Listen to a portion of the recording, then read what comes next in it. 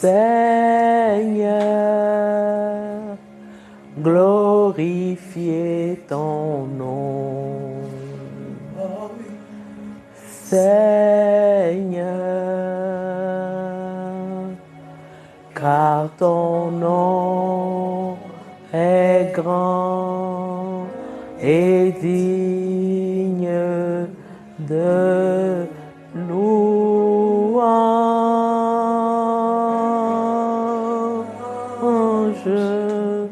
Nous voulons te glorifier. Seigneur, glorifiez ton nom. Seigneur, car ton nom est grand et digne de louange.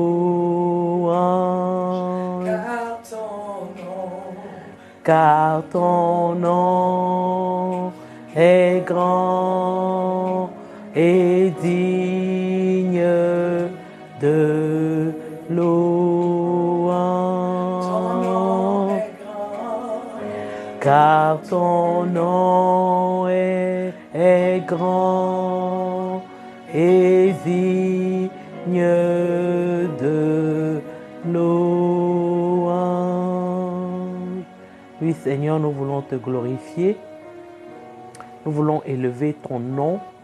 Nous voulons te magnifier parce que ton nom est grand, ton nom est puissant, ton nom est élevé. Tu es le roi des rois, le Seigneur des seigneurs, l'alpha et l'oméga, celui qui est, qui était et qui vient, celui qui mérite d'être loué et d'être adoré. Ce soir encore, nous nous retrouvons pour parler de mariage, de nos foyers, et nous voulons que ton nom soit élevé dans chacun des foyers de tes enfants, que ton nom soit élevé dans leur mariage, que ton nom soit élevé dans leur cœur, que ton nom soit élevé dans leur maison. Oui, Seigneur, viens prendre le contrôle par ton esprit de ce moment, de ce qui va être dit, afin que ton nom soit glorifié dans nos vies, que nos vies te glorifient, que nos mariages te glorifient, que nos foyers te glorifient, que tout ce que nous faisons te rende gloire. Qu'à cause de nous, ton nom ne soit pas blasphémé. Qu'à cause de nous, ton nom ne soit pas diminué, dénigré, mais que notre vie, notre marche continue, contribue à glorifier ton nom. Merci Seigneur, au nom de Jésus. Amen. Donc, chers spectateurs d'une autre dimension, je suis très heureuse encore d'être là ce soir avec vous. Comme promis, nous allons continuer sur les tempéraments, ce dont nous avons parlé la semaine dernière. Je vais aller assez vite parce que je souhaiterais qu'on puisse également passer du temps un peu sur les besoins respectifs des maris et femmes dans le foyer. Donc sur les tempéraments, je ne vais pas trop insister. Comme je vous l'ai dit, si vous voulez plus de détails, plus d'informations, vous allez sur la page de l'église Harvest. Vous allez trouver l'émission qui s'appelle « Une parole pour toi » et vous allez trouver tous les détails qu'il faut là-bas. Donc je rappelle que la semaine dernière, nous avons planté le décor. Nous avons parlé des généralités concernant les tempéraments. Aujourd'hui, je vais vous présenter les 4 tempéraments de base qui existent.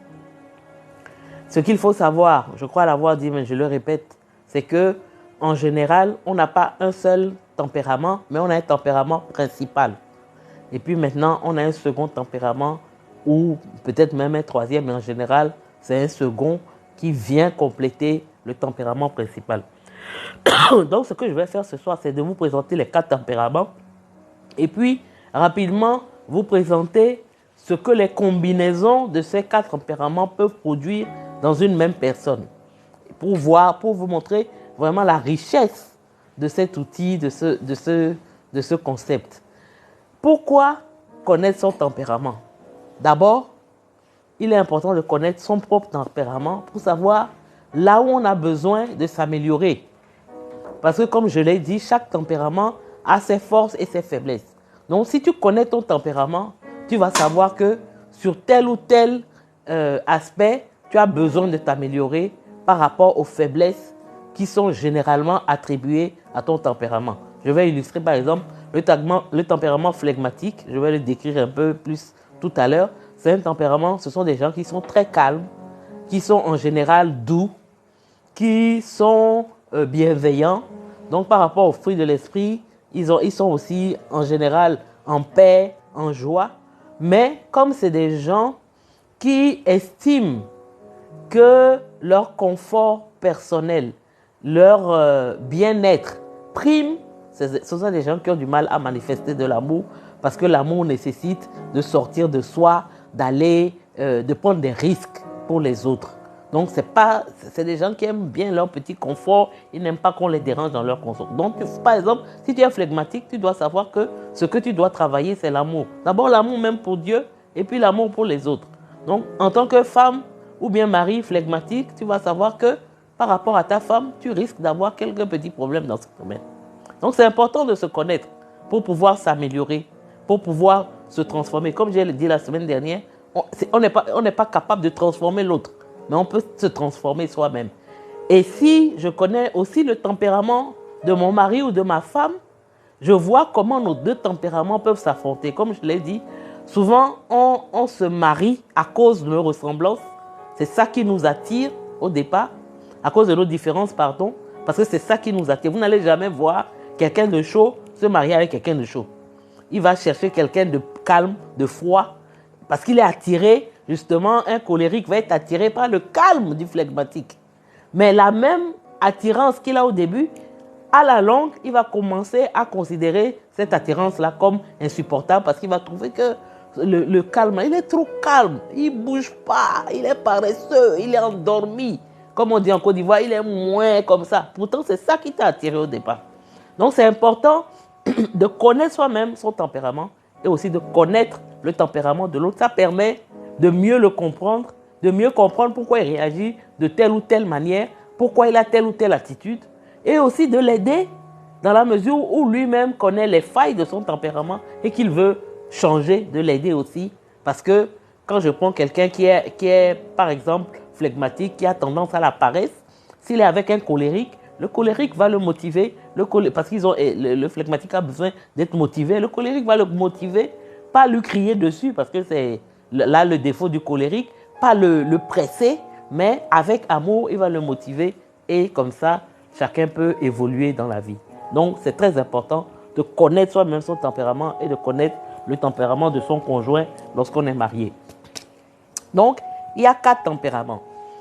Il y a le colérique, c'est le premier tempérament. Ce sont des gens qui ont beaucoup de volonté. Quand ils décident quelque chose, rien ne peut les arrêter. Ce sont des gens qui sont très indépendants. Ce sont des gens qui sont très énergiques. Ce sont des gens qui ne tiennent pas en place. Ils n'ont peur de rien et ils ne se découragent pas facilement. C'est une bonne chose. Mais aussi, ça veut dire qu'ils sont têtus. Ils sont indépendants.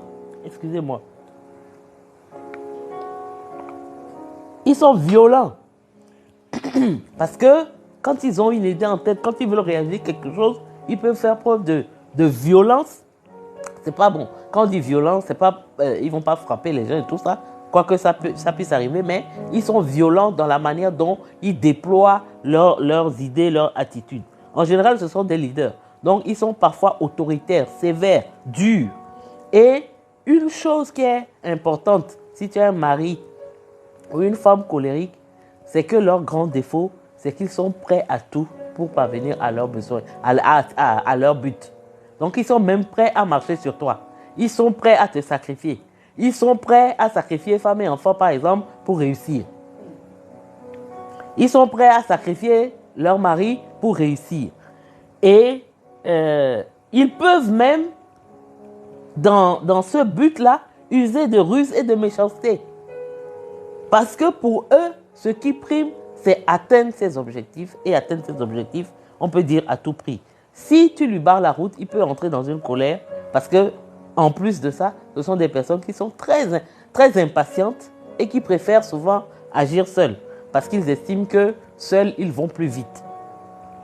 Donc voilà un peu le colérique. Ce qui le caractérise, c'est sa rapidité, son activité. Ils sont vraiment très actifs, pratiques. Ils sont volontaires, ils sont indépendants. Mais leur grand problème, justement, c'est que pour eux, les émotions, c'est de la faiblesse. Il ne faut pas céder aux émotions, il faut être rationnel. Il faut avancer de manière rationnelle. Le deuxième tempérament, c'est le tempérament mélancolique. Ce sont des gens qui ont un sens très élevé du discernement. Ce sont des gens qui sont très analytiques. Ce sont des gens, en général, qui font de... La plupart des grands génies, des grands artistes sont des mélancoliques. Parce que ce sont des gens qui, à force d'analyser, comprennent bien et vite tout ce qui les entoure. Les gens, les situations, comment je peux dire, quand un mélancolique, par exemple, est dans un projet, alors que le colérique, lui, il va aller rapidement et puis voir les grandes lignes. Le mélancolique, lui, va identifier tous les petits détails qui vont faire que le projet peut capoter. Donc, ils sont très dévoués, ils savent se sacrifier pour les autres, ils aiment vraiment, sincèrement et tendrement les autres. C'est un des tempéraments les plus riches en émotions, le mélancolique. Mais en même temps, ils aiment ce qui est beau, ils ont du goût, ils sont perfectionnistes, mais leur défaut, c'est qu'ils ont un côté, justement, quand on parle de mélancolique, un côté un peu sombre, un côté pessimiste. Pour eux, le monde dans lequel ils vivent, c'est un monde qui n'est pas pur, qui n'est pas bon. Donc, ils ont tendance à vivre dans eux leur propre monde et à ne pas être vraiment sur la terre avec les autres. Donc, ils sont très rêveurs, très contemplatifs. Donc, à force de ça, ils peuvent ne pas agir. Ils sont justement dans les théories. En plus, comme ils sont perfectionnistes, ils veulent que toutes les conditions soient remplies avant de pouvoir bouger. Donc, ça fait que ce sont des gens qui ne sont pas, qui parfois n'arrivent pas à passer à l'action. Mais ils ont une très grande sensibilité émotionnelle. Comme je dis, c'est le tempérament qui est le plus riche en émotions. La personne flegmatique, c'est la personne qui est calme, paisible. Des gens qui gardent leur sang-froid en toutes circonstances. On a comme l'impression qu'ils n'ont pas d'émotions. Ce n'est pas vrai. Ils ont des émotions, mais ils savent les cacher. Ils savent recouvrir ces émotions-là sous un vernis de calme, parce qu'ils savent maîtriser leurs émotions. Ça, c'est l'une de leurs principales forces. Ce sont des gens qui ont le sens de responsabilité, qui sont sérieux. On peut compter sur eux. Ils sont très fiables. Mais c'est en même temps des gens qui sont paresseux. Il y a une certaine paresse, un manque d'énergie, une mollesse qui est dans le flegmatique, qui est liée justement à son tempérament calme. Et c'est un peu, on peut dire, le revers de la médaille. Mais pour justement, quand on est le mari ou la femme d'un flegmatique, on doit le pousser, on doit l'encourager, on doit lui dire qu'elle a du potentiel, qu'elle peut y arriver. Je parle de la personne. Elle peut aller de l'avant, elle peut prendre des décisions, elle peut performer. Parce qu'une des grandes difficultés des flegmatiques aussi, c'est qu'ils ont souvent peur. C'est des gens qui ont peur de se lancer, c'est des gens qui sont timides, réservés. Donc, ils se disent, ça là, est-ce que je peux? Non, je ne peux pas. Ça, vraiment, il y a des gens plus qualifiés que moi pour faire. Alors qu'ils ont vraiment des potentiels, mais il faut quelqu'un pour être derrière eux, pour leur faire ressortir ce potentiel-là. Parce que souvent, c'est des gens qui manquent aussi un peu d'estime d'eux-mêmes. Donc, ils ont besoin d'avoir un compagnon ou un conjoint qui les amène à sortir d'eux-mêmes. Mais c'est aussi des gens qui sont très taquins, très moqueurs. Ils savent se moquer des gens, vraiment. Ils observent beaucoup, un peu comme les mélancoliques. Donc, ils sont un peu des spectateurs de la vie. Et ils regardent la vie comme un spectacle. Ils ne s'engagent pas. Ça, c'est aussi un défaut. Le vrai flegmatique, il ne s'engage pas. Il a du mal à s'engager parce que s'engager, ça demande de l'énergie, ça demande de faire des efforts, ça demande de faire des sacrifices. Or, ce n'est pas des choses qu'ils aiment. Et donc, le dernier tempérament, c'est le sanguin. Ce qui caractérise le sanguin, c'est qu'il est passionné. Il a un tempérament très positif, très optimiste. Il considère que la vie, là, elle est belle. Il faut la vivre. il faut la coquer à pleines dents. Ce sont des gens qui sont un peu insouciants. Ils ont beaucoup d'amis, ils sont chaleureux, mais ils parlent un peu trop, parfois. Ils s'emballent assez vite et puis après, c'est comme ils sont comme des soufflets au fromage. Ils peuvent s'emballer vite pour une idée et puis après, ça retombe. Et donc, c'est des gens qui sont souvent pas très fiables. Parce qu'aujourd'hui, il va te voir, vous allez faire des plans, il va dire non, on va faire comme ça. Et puis, le jour J, où il faut passer à l'action, il va venir matin, il va dire non, je ne me sens pas bien aujourd'hui, je ne suis pas de bonne humeur. Donc, vraiment, ce que j'ai prévu de faire là, je ne peux plus faire. Et en général, les sanguins ne s'entendent pas avec les colériques parce que les colériques ne supportent pas ce genre de choses. Donc, c'est des gens qui profitent vraiment de la vie. Et voulant un peu trop profiter de la vie, leur défaut, c'est qu'ils sont un peu éparpillés, un peu insouciants. Pour un père de famille ou bien pour un mari, bon, ça, c'est vrai que cette personnalité, ce tempérament est vraiment agréable à vivre, mais parfois, ils sont trop insouciants et ça peut gêner quelqu'un comme un colérique qui est assez carré ou même un mélancolique aussi. Donc, si on peut dire, ce sont des gens qui sont vraiment pleins d'entrain, qui aiment la vie, mais ils ont tendance justement à être instables, à être éparpillés, à être infidèles aussi. Voilà un peu rapidement présenter les 4 tempéraments. Donc, comme vous voyez, il faut que vous arriviez à identifier votre tempérament fondamental, principal, et puis le second. Parce que comme je vais vous le montrer tout à l'heure, il y a des combinaisons qui font que ce qu'on a comme défaut dans le tempérament principal peut être corrigé par le second tempérament qu'on a et dont les qualités vont venir en quelque sorte corriger les défauts du premier tempérament. Donc voilà ce que je voulais présenter pour vous présenter rapidement. Si vous avez besoin, donc vous pouvez aller plus en détail en regardant les autres capsules ou alors vous pouvez aussi poser des questions. Donc les combinaisons, là je parle de combinaisons entre le tempérament fondamental et le second tempérament d'une personne. Je ne parle pas des combinaisons entre mari et femme. Parce que contrairement à ce qu'on peut penser, il n'y a pas d'incompatibilité. Je crois que Dieu ou même la nature fait tellement bien les choses que tu ne vas pas voir 2 colériques qui vont se marier ensemble. Ou alors vraiment, c'est le feu à la maison. On est toujours attiré par ce qu'on n'a pas. Donc, en fait, il y a des combinaisons qui sont naturelles. Maintenant, l'importance dans le foyer, c'est de savoir qui je suis pour pouvoir voir quels peuvent être les points de friction, les points de difficulté avec mon mari en fonction de son tempérament ou avec ma femme en fonction de son tempérament. Je prends l'exemple, il y a beaucoup de couples comme ça, colériques, flegmatiques. Soit le mari est colérique, la femme est flegmatique, soit le mari est flegmatique, la femme est colérique. Bon, c'est une combinaison qui marche.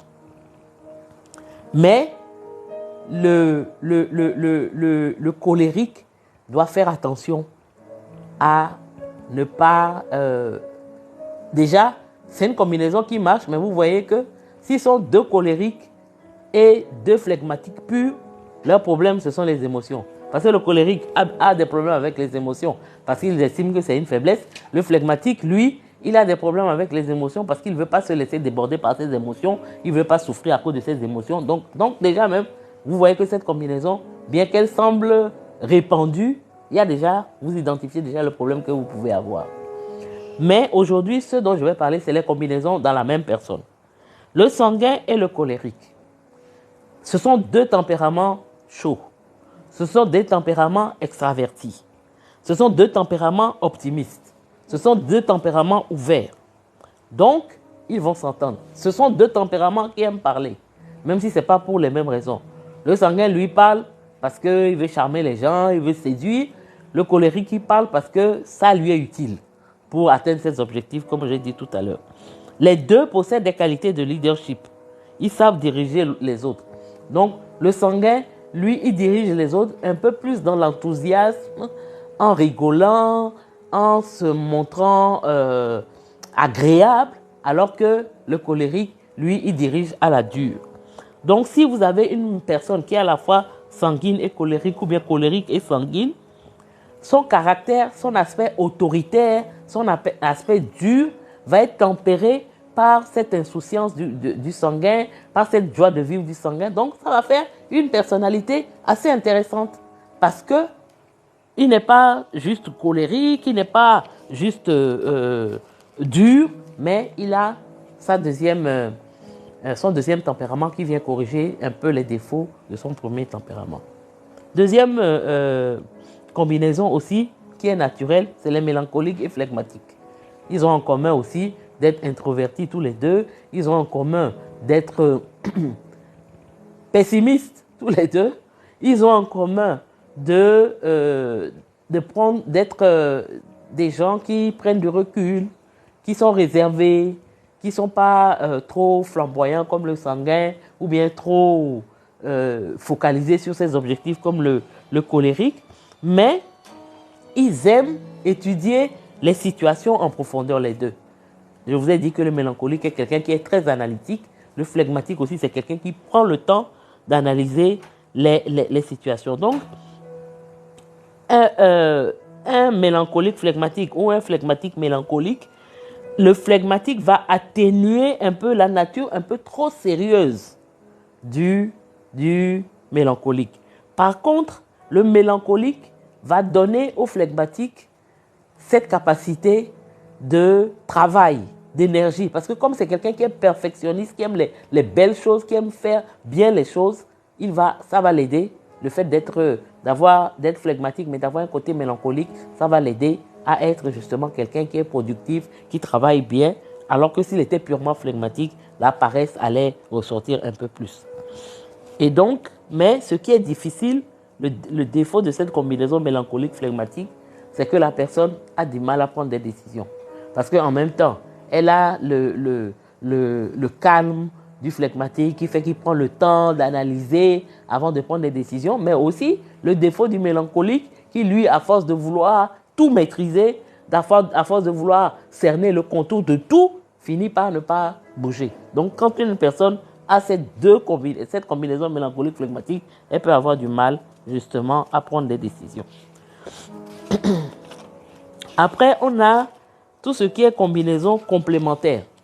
Les deux premières là, ce sont des combinaisons qui sont naturelles. Les combinaisons complémentaires, c'est le colérique et le mélancolique. Parce que là, on dit ceux qui ont ces deux tempéraments combinés, ce sont des excellents hommes d'affaires. Parce que comme je l'ai dit tout à l'heure, le colérique va faire les projets, le colérique dans la personne va faire les projets, va foncer, va monter, mais sa partie mélancolique va lui faire voir les situations qui peuvent arriver, les petits détails qui, lorsqu'on ne fait pas attention, peuvent amener à louper complètement un projet.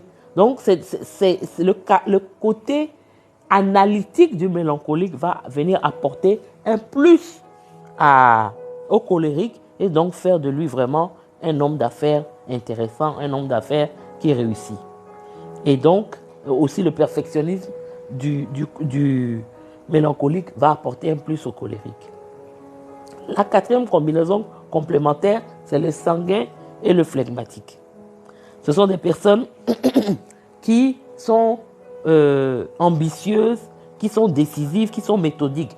Parce que le sanguin, son défaut, c'est d'être éparpillé. Mais quand il a un côté phlegmatique, ça l'amène à être un peu plus raisonnable, un peu plus stable, un peu plus digne de confiance, parce qu'il y a le côté calme du phlegmatique et le côté besogneux un peu. Les phlegmatiques, ce sont des gens qui vraiment... Ce n'est pas des gens qui se mettent en avant, mais ce sont des gens qui travaillent. Donc ça va venir compenser. Maintenant, il y a les combinaisons qui sont un peu plus conflictuelles. Parce que le sanguin et le mélancolique, par exemple, et le colérique et le phlegmatique, le sanguin et le mélancolique vont être un peu plus conflictuels. Ce sont des combinaisons qui sont un peu moins fréquentes. Parce que ce sont des gens qui ne sont pas faciles à vivre. C'est comme si en eux, il y a des contradictions. Ils portent des contradictions parce qu'on ne peut pas être sanguin et puis mélancolique. Le sanguin, par définition, c'est la joie de vivre, c'est l'optimisme, c'est l'insouciance, alors que le mélancolique, justement, ce qui le caractérise, c'est son pessimisme, c'est son... Voilà. Donc, c'est des combinaisons qui sont un peu plus complexes parce que ça, on a en face des gens qui, en eux-mêmes déjà, ont des contradictions. Donc, c'est difficile, après, de pouvoir résoudre ces contradictions pour pouvoir vivre en harmonie avec les autres. Donc, cette combinaison, la personne est un peu plus émotive. Elle a les hauts et les bas du sanguin, mais ça, c'est un peu atténué par le fait que il y a un côté, comment dire, perfectionniste qui fait qu'il maîtrise un peu plus les hauts et les bas. Donc, le problème qu'ils ont aussi, c'est qu'il y a un conflit en eux qui vient du fait que coexiste en eux un côté qui les pousse à s'amuser et puis un côté qui les retient constamment. Donc, quelqu'un qui est mélancolique, qui est sanguin, vraiment, c'est difficile à vivre. Ok. Maintenant, le sanguin et le phlegmatique, ça, c'est aussi deux tempéraments un peu contraires qui vont se renforcer.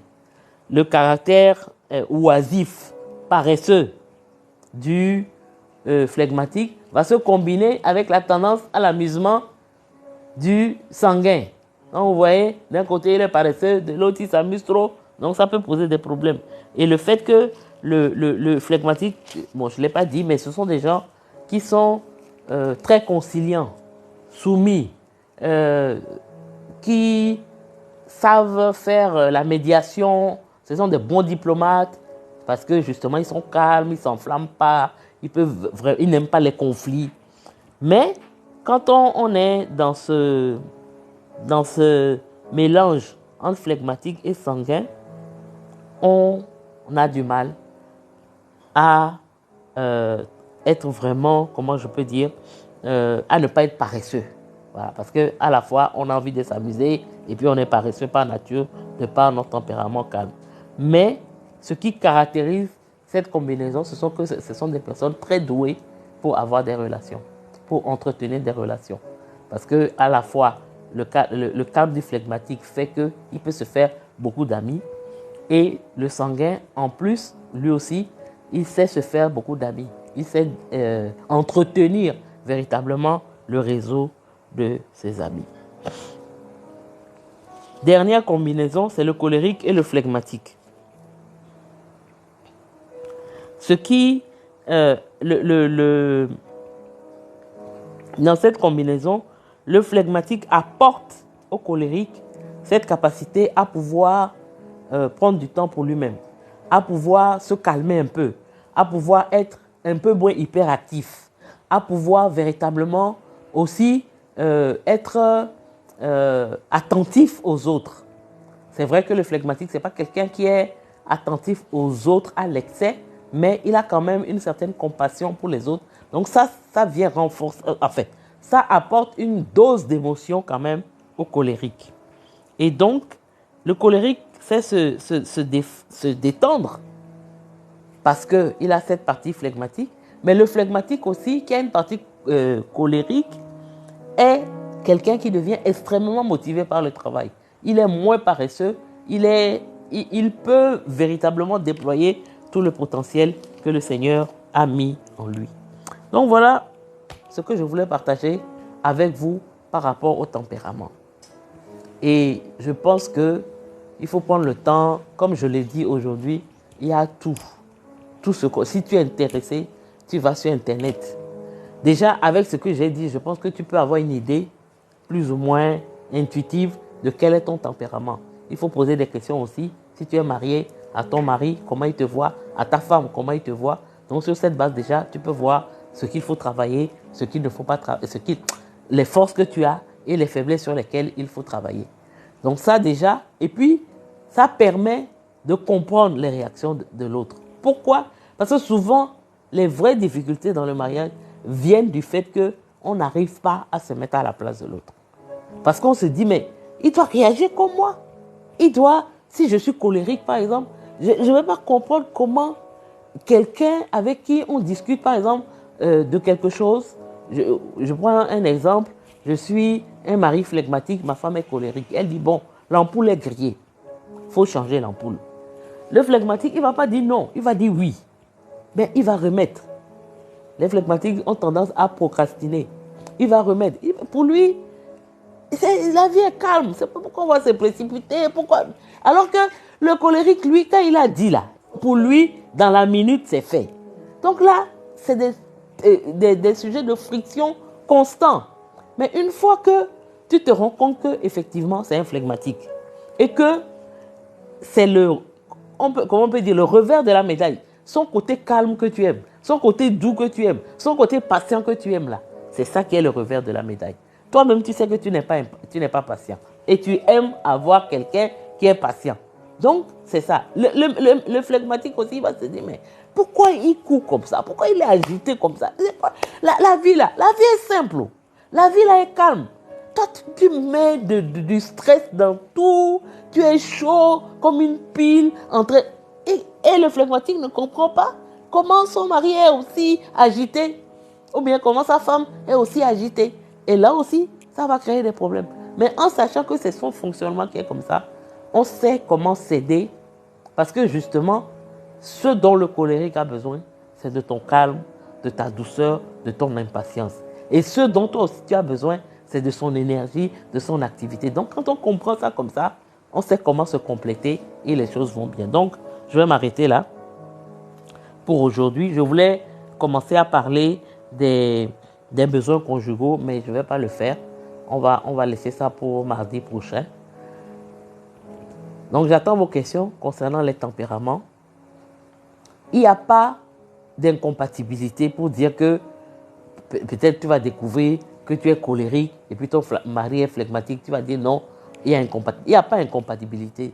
C'est essentiel, c'est de connaître le fonctionnement de l'autre et ça va te permettre de comprendre beaucoup de ses réactions, beaucoup de ses manières d'agir et aussi après voir comment tu peux l'aider. Et c'est ça qui est la force de cet outil parce que, comme je l'ai dit, pour bien s'aimer, il faut bien se connaître. Pour répondre aux besoins de l'autre, en matière d'amour, il faut le connaître. Il ne faut pas aimer comme toi tu voudrais être aimé. Il faut aimer l'autre comme il voudrait être aimé. Donc, en tant que flegmatique, il a une manière de faire, il a besoin de quelque chose que toi tu as, que tu dois partager avec lui. Et toi aussi, par exemple, en tant que colérique, tu as besoin de quelque chose que tu dois partager avec lui. Donc, c'est vraiment cette complémentarité qu'il faut rechercher. Et également, très important, identifier mes faiblesses par rapport à mon tempérament de base. Je ne sais pas si je l'ai dit la semaine dernière, mais un tempérament ne change pas. Tu ne peux pas être colérique et puis tu vas devenir flegmatique, ce n'est pas vrai. Mais tu peux être un colérique qui va travailler son impatience, qui va travailler cette incapacité qu'il a à éprouver des émotions, à se mettre à la place des autres, à être attentif aux autres. Tu vas travailler ça et tu peux justement devenir un colérique qui n'est plus le colérique, qui devient un colérique mature. Un colérique mature, on ne peut pas le différencier d'un flegmatique mature. Parce que chacun a travaillé ses défauts et finalement, on se ressemble. Donc c'est ça le but. Travailler les défauts du tempérament de base pour que finalement, en gagnant en maturité, on soit un peu plus complet. Mais le tempérament de base va rester, quels que soient les efforts qu'on fera pour gommer, je dirais, les côtés négatifs de notre tempérament. Donc je vais m'arrêter là, vraiment. Que le Seigneur vous bénisse. Je vais prier pour terminer. Seigneur, je te bénis pour tous tes enfants qui étaient à l'écoute. Je prie que véritablement, ils ne puissent pas écouter et puis oublier ce qu'ils ont écouté. Que ceux qui ont des difficultés relationnelles dans leur couple, en écoutant ce qu'ils ont écouté ce soir, puissent prendre des décisions, puissent décider de creuser, décider d'en savoir davantage, décider de demander à l'autre comment je peux t'aider par rapport à ton tempérament que je discerne, que je comprends mieux, comment je peux être ce soutien, cette aide. Parce que je crois fermement que le Seigneur nous met ensemble dans les foyers parce que nous avons quelque chose à apporter les uns aux autres. Le foyer, le mariage, c'est une école pour grandir dans le Seigneur, pour acquérir en maturité. C'est pourquoi je prie à tous les couples qui se disaient non, parce qu'on est si différents, on est incompatibles, il y a trop de conflits, moi je vais partir. que Seigneur, ils reconsidèrent leur relation. Qu'en écoutant cela, ils se disent non, il y a une piste là, il y a quelque chose qu'on peut creuser, il y a quelque chose qu'on peut regarder de près pour pouvoir améliorer nos relations, pour pouvoir nous améliorer nous-mêmes, pour pouvoir être transformés par le Saint-Esprit et arriver à mieux vivre nos différences. Merci, Saint-Esprit. Ce que je n'ai pas bien expliqué, toi-même, par ta puissance, ton esprit de conseil, de sagesse, d'intelligence, tu le communiques à tes enfants qui sont vraiment intéressés à en savoir plus. Béni sois-tu, béni soit ton nom, au nom puissant de Jésus, j'ai prié. Amen. Donc que le Seigneur vous bénisse et à mardi.